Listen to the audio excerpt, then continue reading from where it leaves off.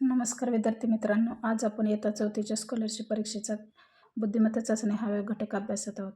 इयत्ता 4थी व 7वीच्या स्कॉलरशिप परीक्षेच्या संपूर्ण तयारीसाठी चॅनलला लाईक आणि सबस्क्राईब करा. मागील व्हिडिओमध्ये आपण गटाशी जुळणारे पद या प्रकरणातील स्वाध्याय 5.3 मधील 1 ते 20 प्रश्न अभ्यासलेले आहेत. आज आपण त्यापुढील प्रश्न अभ्यासू.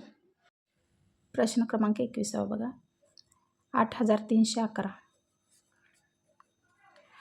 2305, 7613 याच्यामध्ये बघा, सुरुवातीच्या दोन संख्यांची बेरीज किती येते? 8 + 3 11. म्हणजे हजार स्थानच्या आणि शतक स्थानच्या अंकांची बेरीज हे दशक स्थानच्या आणि एकक स्थानच्या अंकाच्या जो अंक आहे तेवढी येते. आता बघा, 2 + 3 बरोबर 5. कुठला अंक आहे? 5 आहे. 5 एवढी झाली. 7 + 6 बरोबर 13. इथं एक दशक स्थानचा आणि एकक स्थानचा अंक मिळून कुठला अंक तयार होतो? 13 तयार होतो. आता इथं बघा 10 आहे, या दोघांची बेरीज. इथं 10 अंक आहे का? नाही, त्यामुळे पर्याय क्रमांक पहिला योग्य नाही. तर या दोघांची बेरीज 4 + 2 6 होते. इथं 4 आहे, त्यामुळे हा पण पर्याय योग्य नाही. आता बघा 9 आणि 6, 9 + 6 किती येते? 15 होते. इकडचा दशक स्थानचा एकक स्थानचा मिळून अंक कुठला? 15चा आहे. त्यामुळे पर्याय क्रमांक तिसरा गटाशी जुळणारे पद आहे किंवा संख्या आहे. प्रश्न क्रमांक 22 बघा. या संख्येचे निरीक्षण केल्यावर काय आढळतं बघा. वरचा जे अंश स्थानाच्या अंक आहे, संख्या आहे, त्यांच्यातले अंकांची जर बेरीज केली तर छेदस्थानचा अंक मिळतो. बघा आता 2 + 4 बरोबर 6 हा छेदस्थानचा अंक आहे. आता 5 + 3 बरोबर 8. 8 हा छेदस्थानचा अंक आहे. 1 + 2 बरोबर 3 हा छेदस्थानचा अंक आहे. आता 1 + 4 बरोबर 5 येते, परंतु इथं किती आहे? छेदस्थानी 3 आहे, त्यामुळे पहिला पर्याय योग्य नाही. 3 आणि 4 7 येते, परंतु छेदस्थानी किती आहे? 8 आहे, त्यामुळे हा पण पर्याय योग्य नाही. 6 आणि 1 7 आहे, परंतु छेदस्थानी किती आहे? 5 आहे, त्यामुळे हा पण पर्याय योग्य नाही. आता 7 + 2 बरोबर किती येते? 9 येते. छेदस्थानी पण 9 आहे, त्यामुळे गटाशी जुळणारी संख्या कुठली किंवा पर्याय कुठला? पर्याय क्रमांक चौथा. तर प्रश्न क्रमांक 23 बघा. 987, 543, 321 या सर्व संख्येचे निरीक्षण केल्यास काय आढळते? या सर्व संख्या उतरत्या क्रमाने लिहिलेल्या आहेत बघा, आणि त्यांच्यामध्ये फरक कितीचा आहे? 1 1चा. 9 - 1 8, 8 - 1 7, म्हणजे 1 1ने कमी होत गेलेले आहेत. आता 5 - 1 4, 4 - 1 3, म्हणजे 1 1ने कमी होत गेलेले आहेत. 3 - 1 2, 2 - 1 1. आता तसं उतरत्या क्रमाने 1 1ने कमी होत गेलेल्या संख्या कुठल्या आहेत बघू. 5 6 7 हे चढता क्रम आहे, त्यामुळे पर्याय क्रमांक पहिला योग्य नाही.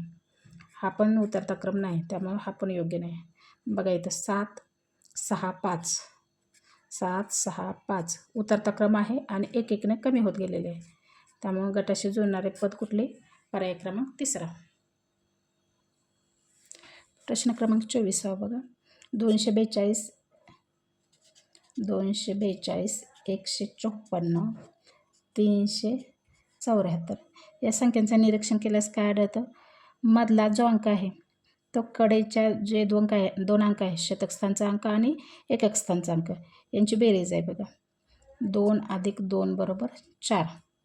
आता इथं बघा 1 + 4 बरोबर 5, म्हणजे मधला अंक शतक स्थानच्या आणि एकक स्थानच्या अंकाची बेरीज आहे. 3 + 4 बरोबर 7. आता इथं बघा पहिला पर्याय चेक करू आपण. 132 मध्ये 1 आणि 2ची बेरीज 1 + 2 बरोबर 3, मधला अंक आहे, म्हणजे पर्याय क्रमांक पहिलाच योग्य आहे. 25 बघ प्रश्न क्रमांक.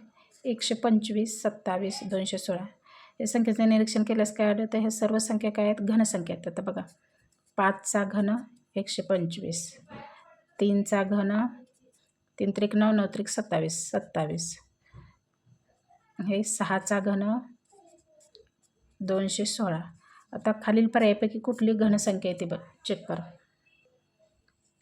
पहिलाच पर्याय 8चा घन किती असतो? 512 असतो. म्हणजे पहिलाच पर्याय बरोबर आहे. आता इथं बघा 297, 164, 366 या तिन्ही संख्येचे निरीक्षण केल्यास काय आढळतो? जो एकक स्थानचा जो अंक आहे त्यांचा वर्ग हा शतक स्थानचा आणि दशक स्थानचा अंक मिळून जी संख्या बनते. आता बघा 49 कशाचा वर्ग आहे? 7चा वर्ग आहे. म्हणजे एकक स्थानच्या अंकाचा वर्ग हा शतक स्थानच्या आणि दशक स्थानच्या अंकाचा मिळून जो अंक बनतो तो असतो. आता बघा तो आहे याच्यामध्ये. आता बघा 16 आहे. 16 कशाचा वर्ग आहे? 4चा वर्ग आहे. आता 6चा वर्ग बघा, 6चा वर्ग 36 आहे. म्हणजे इकडची जी संख्या आहे शतक स्थानचा आणि दशक स्थानची मिळून ती एकक स्थानच्या वर्ग आहे. आता इथं बघा 4चा वर्ग 4 × 16, इथं आहे का 16? नाही, त्यामुळं हा पर्याय योग्य नाही. 8 8 64, 8चा वर्ग इकडची संख्या आहे म्हणजे पर्याय क्रमांक दुसरा बरोबर आहे. 5125, 327, 464. आता या तिन्ही संख्येचे निरीक्षण केल्यास काय आढळते?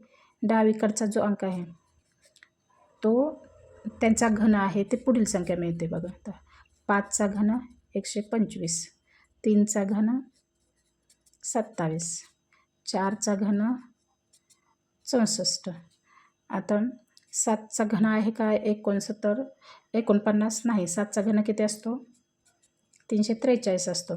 पण इथं आहे का? नाही, त्यामुळे पहिला पर्याय योग्य नाही. आता 8चा घन किती असतो? 512 आहे. पण इथं आहे का 512? नाही, त्यामुळे दुसरा पण पर्याय योग्य नाही. आता 9चा घन किती आहे? 729. पण इथे किती दिले? 90 दिले, त्यामुळे हा पण योग्य नाही. आता 6चा घन 216 आहे.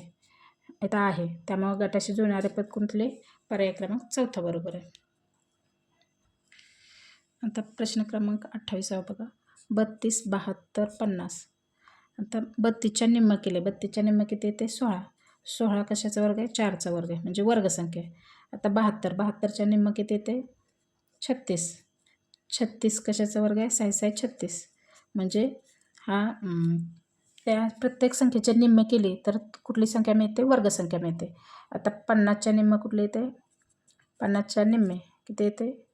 निम्मे म्हणजे भागिले 2 करायचे. 50च्या निम्मे 25. 25 5चा वर्ग आहे.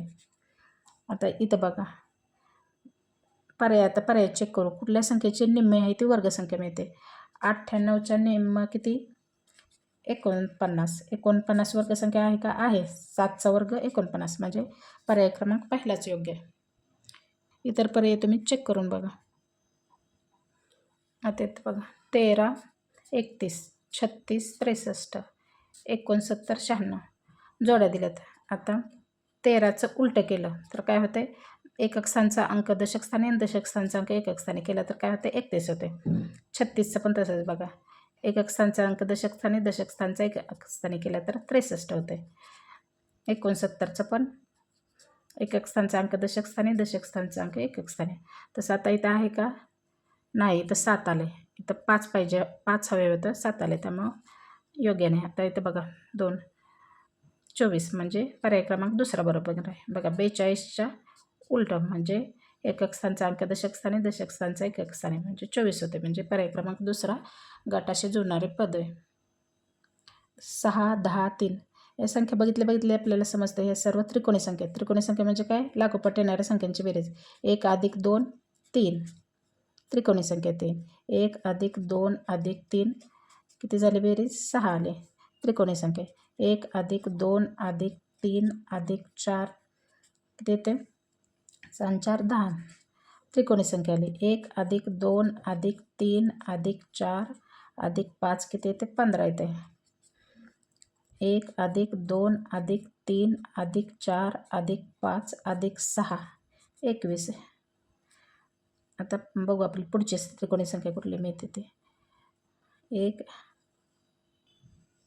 + 2 + 3 + 4 + 5 + 6 + 7 28. 28 आहे का काय पर्यायामध्ये? नाही. आता पुढचं बघू. 1 + 2 + 3 + 4 + 5 + 6 अधिक 7 अधिक 8, 28 अधिक 8 किती येतं? 36. 36 आहे का पर्यायामध्ये? आहे. म्हणजे गटाशी जुळणारे पद कुठले? पर्याय क्रमांक 3. अशा प्रकारे आज आपण 21 ते 30 10 प्रश्न अभ्यासलेले आहेत. या पुढील प्रश्न आपण पुढील व्हिडिओमध्ये अभ्यासू.